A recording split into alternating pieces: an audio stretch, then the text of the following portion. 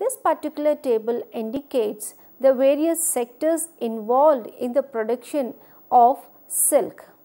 This table shows the silk production cycle. This cycle is broadly divided into mulberry production technology and cocoon production technology. Secondly, the post cocoon technology, and thirdly, the silk technology. To begin with, it starts with the mulberry cutting, which is made into a mulberry sampling and planted in the mulberry field. For field maintenance, cultivation practices, pruning, irrigation and fertilization schedules are followed for good field maintenance, and the mulberry leaf is harvested. Coinciding with the leaf harvest, the egg incubation should be done. These eggs are brought from the grainages, which are further brought from the silkworm breeding and multiplication stages, and these are kept for brushing and taken up for silkworm rearing. Before one could start the silkworm rearing, a thorough disinfection should be done: rearing stands, rearing trays, mounting gates, rearing house and surroundings.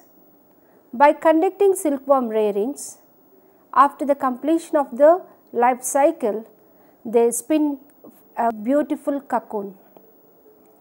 These cocoons are taken up for transport and for marketing.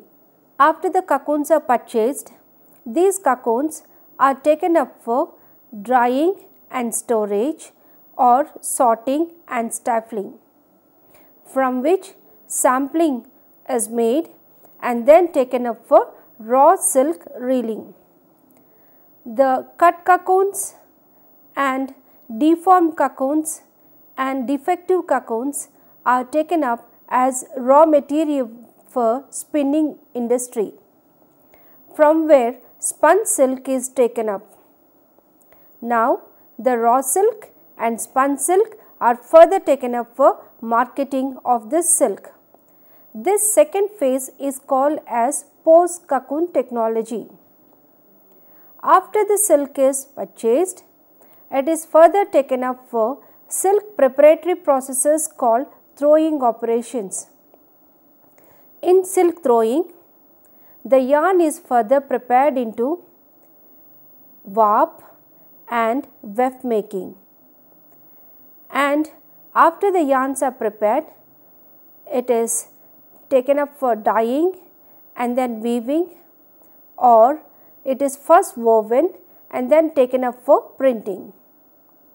And finally, the finishing processes are made and the silk fabric is taken up for marketing. If you see this silk production cycle, there are certain indications made here. The starred ones are all the areas where women participatory areas.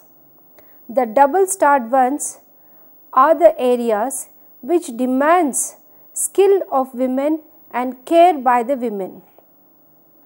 The unstarred areas are the areas handled by men alone. This particular table clearly explains the importance of women's role in sericulture industry. Central Silk Board and state departments had adequate experience of implementing the women oriented programs. The need for such a new approach for empowering the women through their active participation in various disciplines of industry is the need of the hour. In response to the external funding of the United Nations agencies, more and more departments attempt to focus the attention towards women and planning to place them in the center stage of the development.